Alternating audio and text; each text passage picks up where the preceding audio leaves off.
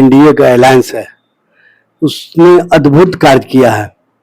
एक यह देश के इतिहास में पहली घटना है कि एक ही एलाइज पार्टनर एक हफ्ते के अंदर में एक बार नेतृत्व पर अविश्वास प्रकट करती है। नीति और दोहरी सोच जो भारतीय जनता पार्टी की है, जो एनडीए की है, वो स्पष्ट रूप से लोगों के बीच सामने आ गया कि ये लोग सत्ता के लिए, स्वार्थ के लिए, किसी हद लिए राजनीति करते हैं और इन लोगों को बिहार की जनता से, बिहार के लोगों से, बिहार के विकास से मतलब नहीं है।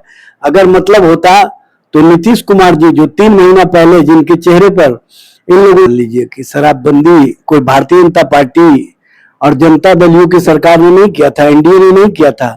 शराबबंदी लागू हुआ था तेजस्वी जी के उस संकल्प के कारण।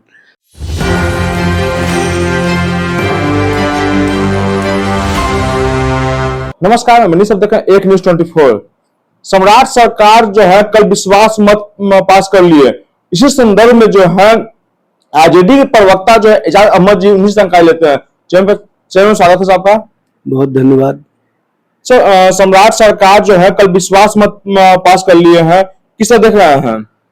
देखिए, सबसे पहले तो जो भारतीय जनता पार्टी, जनता दल यू और एनडीए का अलायंस है, उसने अद्भुत कार्य किया है। एक तरफ भारतीय जनता पार्टी और अन्य अलायंस पार्टनर ने नीतीश कुमार जो पूर्व मुख्यमंत्री हैं, जो एनडीए के ही मुख्यमंत्री थे, उन पर अविश्वास प्रकट किया गया। और कल भारतीय जनता पार्टी के मुख्यमंत्री जो एनडीए के ही हैं, उन्होंने विश्वास का प्रस्ताव रखा। एक तरफ भारतीय जनता पार्टी अविश्वास प्रकट करती है नीतीश जी के नेतृत्व पर, दूसरी ओर भारतीय जनता पार्टी विश्वास के लिए प्रस्ताव देती है सदन के अंदर। ये अद्भुत घटना हुई है। देश के इतिहास में पहली घटना है कि एक ही एलाइज पार्टनर एक हफ्ते के अंदर में एक बार नेतृत्व पर अविश्वास प्रकट करती है, दूसरी बार नेतृत्व के द्वारा विश्वास का मत प्राप्त किया जाता है।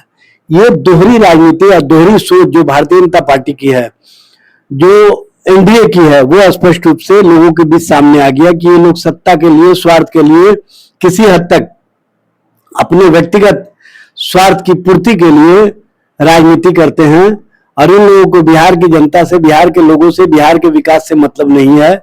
अगर मतलब होता तो नीतीश कुमार जी जो 3 महीना पहले जिनके चेहरे पर इन लोगों ने नारा दिया था 25 से 30 फिर से नीतीश, उन्हीं नारों को 14 अप्रैल को इन्होंने स्पष्ट रूप से इसमें परिवर्तित किया कि 25 से 30 बीच में ही कर दिया नीतीश को फिनिश। और इस तरह की जो राजनीति हुई है एनडीए के अंदर, इस तरह की राजनीति जो भारतीय जनता पार्टी और जनता दल यू के द्वारा किया जा रहा है, यह स्पष्ट रूप से बिहार और बिहार की जनता के हितों के खिलाफ, बिहार के लोगों के खिलाफ, बिहार के विकास के खिलाफ हो रहा है।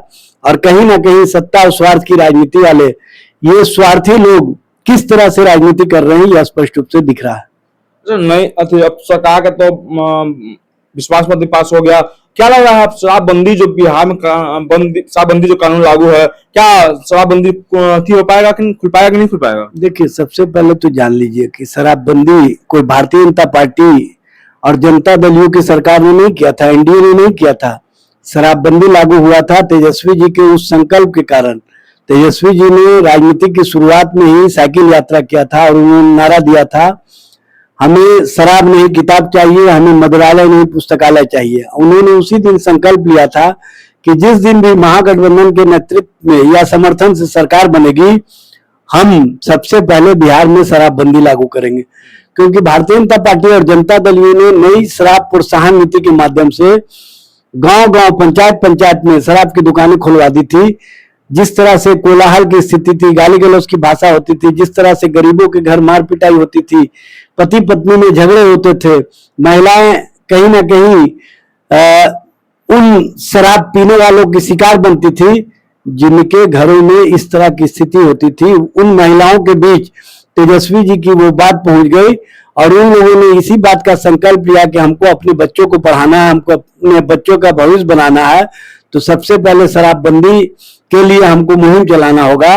और तेजस्वी जी के उस मुहिम के साथ इन लोगों ने जोड़ करके नीतीश कुमार की सरकार, जो एनडीए की नहीं बल्कि महागठबंधन की सरकार थी, उसको स्पष्ट रूप से महिलाओं ने कहा कि शराबबंदी होना चाहिए और तेजस्वी जी के दबाव और महागठबंधन सरकार के प्रस्ताव के बाद 30 जनवरी 2016 को महात्मा गांधी के शहादत दिवस के अवसर पर बिहार में पूर्णतः शराबबंदी लागू की गई और इसके लिए सभी जनप्रतिनिधियों ने, माननीय विधायक, माननीय सांसद, माननीय मुखिया, पंचायत समिति सदस्य, जिला परिषद सदस्य, सभी लोगों ने संकल्प लिया और आम लोगों ने, कर्मचारियों ने, पदाधिकारियों ने, पुलिस वालों ने, सभी ने इस बात का शपथ लिया कि न पिएंगे न पीने देंगे।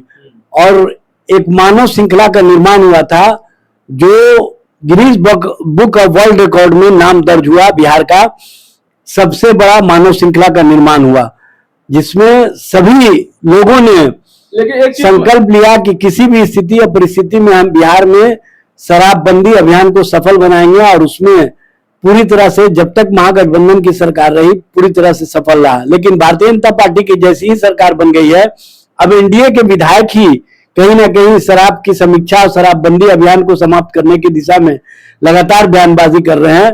और भारतीय जनता पार्टी और जनता दल यू के वो नेता जो शराब माफियाओं को संरक्षित करते हैं, शराब माफियाओं को बढ़ावा देते हैं, वो लोग चुप्पी साधे हुए हैं, क्योंकि उन लोगों को पता है कि शराबबंदी होने से हम उन माफियाओं के साथ जो डील किए हुए हैं उसमें हमको कमी हो रहा है।